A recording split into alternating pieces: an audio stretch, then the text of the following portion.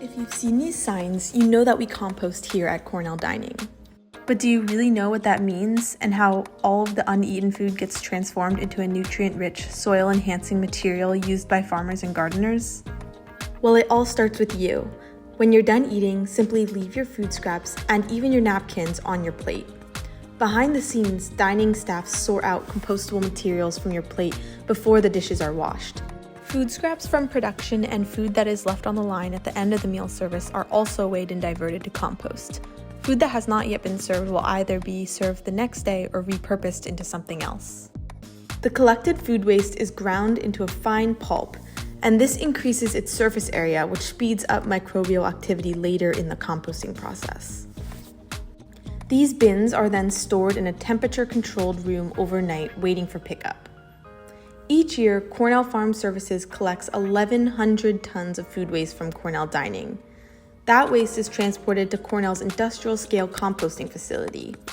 Here, the food waste is combined with other waste products from the university, such as dairy manure, bedding material from the vet hospital, sawdust, and greenhouse waste. There is no strict recipe here.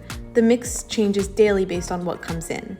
But what is key is balancing the greens and the browns. The greens are anything high in nitrogen, like food waste and manure, and browns are items high in carbon, like sawdust and animal bedding. The fresh waste is initially deposited alongside existing compost piles. Then it is loaded into pre-dug gaps in the compost rows.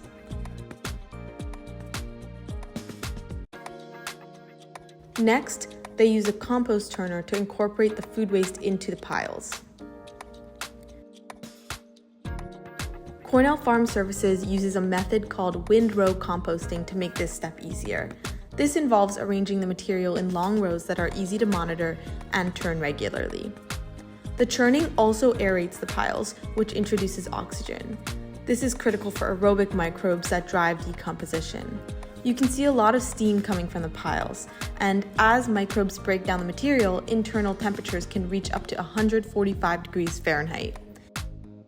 This heat speeds up the decomposition process while also helping to kill pathogens and ensure safe compost. In the winter months, this step is skipped to avoid mixing frozen material with warm piles.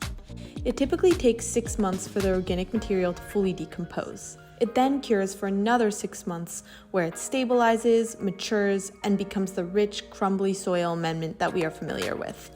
Some of this compost is sold to local gardeners and nurseries, but most of it is spread on Cornell's research farms. So who knows, the compost made from your leftovers might help grow the ingredients in your next meal. That's the power of a circular food system, and it all starts with you.